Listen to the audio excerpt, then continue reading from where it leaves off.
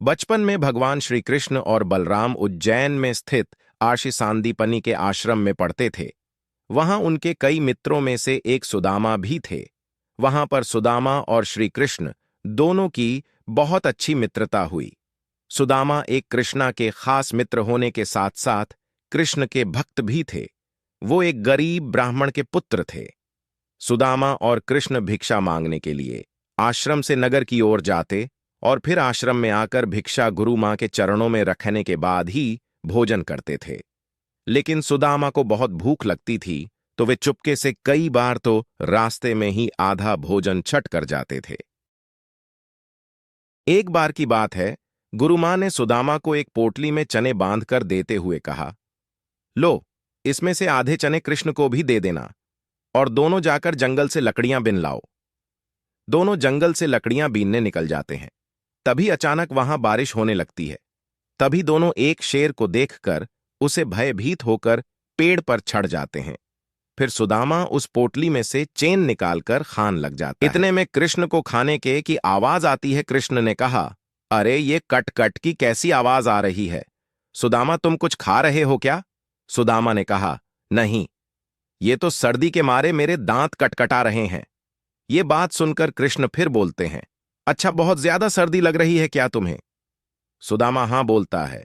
इतना सुनकर श्री कृष्ण ने कहा, मुझे भी बहुत सर्दी लाग रही है। मैंने ऐसा सुना है कि कुछ खाने से शरीर में गर्मी आ जाती है। चलो लाओ, वो चने दो जो गुरु माता ने हमें दिए थे, दोनों मिल बांट कर खाते हैं। सुदामा बोलते हुए, अरे कृष्ण, चने कहाँ हैं? वो तो पेड़ पर चढ़ते समय मेरे हाथ से कीचड़ में गिर गए। ये बहाना सुनकर कृष्ण सब समझ जाते हैं और कहते हैं, अच्छा, ये तो बहुत बुरा हुआ। ये कहते हुए नीचे की डाल पर बैठे भगवान श्री कृष्ण अपने चमत्कार से हाथों में चने ले जाते हैं और ऊपर चढ़कर सुदामा को देकर कहते हैं, पेड़ पर फल तो नहीं है, लेकिन मेरे पास ये चने जरूर हैं। तभी सुदामा ने कृष्ण से पूछा, यह तुम्हारे पास कहां से आए? फिर कृष्ण बोलते हैं कि वो मुझे भूख कम लगती है ना। पिछली बार गुरु माता ने जो चने दिए थे वह अभी तक मेरी अंटी में बंधे हुए थे। लो, अब इसे जल्दी से खा लो। ये सुनकर सुदामा कहता है, नहीं नहीं, मैं इसे नहीं ले सकता हूं। तब श्री कृष्ण पूछते हैं, क्यों नहीं ले सकते हो?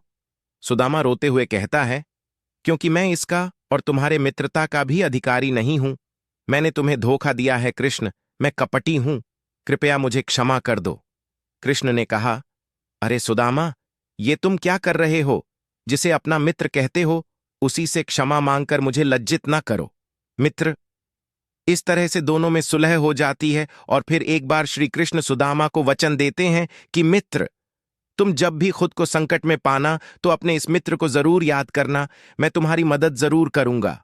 हमारी कहानी अच्छी लगी है, चैनल को सब्सक्राइब करें और वीडियो को लाइक जरूर करें इस तरह की कहानी देखने के लिए।